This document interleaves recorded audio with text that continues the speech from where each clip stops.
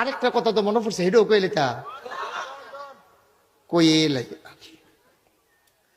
ওই একবার সৌদি আরব থাকে, এবার লন্ড্রির চাকরি করে। লন্ড্রি চিনেন নি? কাপড় ইস্তারি করে, এবার বুঝছে বলা। হ্যাঁ, ওই যে রোজার মাস যে ইফতারি খায়, এটা ওই ইস্তারি। হ্যাঁ, ইস্তারি। তো লন্ড্রির ভিতরে যে চাকরি করে, তো সৌদি আরবের তারা তো ধনী মানুষ। একবার গাড়ি থামাইয়া 20টা পাঞ্জাবি এটা দিয়ে হালাই দিছে, ইস্তারি করে রাহ যাইতে লইয়া যায়। হ্যাঁ, তো ইস্তারি করে সুন্দর করে রেখে দিছে, 2 বছর হয়েছে এটা না।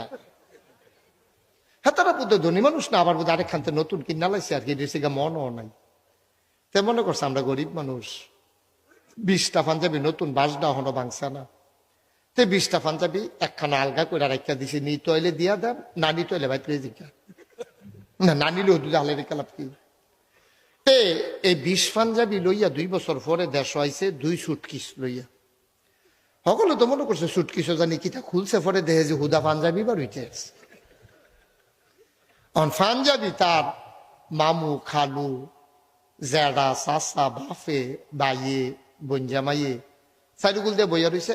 জনের একটা করে পাঞ্জাবিতে এটা দিয়ে হালা, তো যে যেটা ফায়দা গাও দিয়ে হালা। তার এক ভাই আছিল গৃহস্থ, লেখাপড়া করছে না, কৃষি কাজ করে, মূলা ক্ষেত্রেত করে।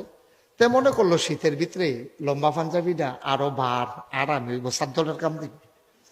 তেও আল্লাহর কি কুদরত, এই একটা বালা ভার চাইয়া এই লম্বা সৌদি আরবের পাঞ্জাবি কিন্তু ইয়া পর্যন্ত, সবের ফাতা পর্যন্ত। তো এই বড় এক পাঞ্জাবি গাও দিয়া তেও আর ফুলে ফুলে কিছু সরম করছে, পরে দিয়া দেখে যে লাগে। সরমটা তো দেওয়া লাগে না ও শীতের ভিতরে। লেলিটা ফাতলা লুঙ্গি এটা দিয়ে বাতাস আইয়া আর যায়। মাসাল্লাহ পাঞ্জাবিটা একটা আউলির কাম দিচ্ছে না এটা। এখন এই পাঞ্জাবি গাও দিয়া তে গেছে গা দেবিদ্যার বাজারও। আল্লাহর কি কুদরত, ইমাম সাহেব গেছে ছুটিতে। ইমাম সাহেব গেছে কো ছুটিতে, এবারে বেলে বাইক কি কাম, এবারে গেছে ছুটি। মুয়াজ্জিন সাহেব আজান দিয়া সেটা ইমাম বিচার। আর যদি ইমাম সাহেব নাই নামাজটা পড়াইবো কারা? তো আমরা তো শুধু যার পাঞ্জাবি যত বড় তে এত বড় হুজুর। এখন ইমাম সাহেব মুয়াজ্জিনে চাইতেছে কার পাঞ্জাবিটা বড়, চাইয়া দেখে তারটা। তারই গিয়া ভাই সাহেব আসেন নামাজটা পড়াই দেন।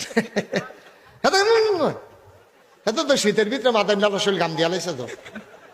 আসরের টাইমেতে তারই গিয়ে ইমাম সাহেব ধরছে, মুয়াজ্জিনে ধরছে নামাজটা পড়ান। তখন না আপনারা ভিতরে কেউ পড়ান। তো মুরব্বী 2জনে কইছে রে, বড় হুজুর যারা তারা ইমামতি যাইতো চায় না, দৈরা দেওয়ান লাগে। 2জনে দৈরা নিয়ে তার ইমামতি খেরা করাই দিছে। তার শরীরটা কাঁপতে আছে থরথরাইয়া। তে মনে মনে আল্লাহ বাঁচাইছে, আসরের নামাজ হোনাইয়া কেরাত ফোরন লাগতো না, সুরা কেন মাগরি বলে তো হোনাইয়া ফোরন থেরি দিয়ে ফুলে ফুলে গেলাম গো। আন্তাজ করে রুকুর জায়গায় সাজদার জায়গায় মুটালাম, তো তো সর্ব কয়টা 2টা পারে, সুরা ফাতেহা পারে আর কুলাউজে বইটা নাচ। তে ফইরা রাখা তো দুটা সুরা ফইরা লাইছে। ফইরা সেরা সাজদাত গিয়া সেটাতে চিন্তা করতেছে উঠটা কিতা পড়ান, উঠটা কিতা পড়। তে চিন্তা করছে উঠটা যেহেতু কিছু পড়তাম না, বেয়াদুবিতে গাড়ি হাজিরে বালা। তে চাইয়া দেখে মিম্বারটা মেহরাবের কাছে দিয়া বাংলা।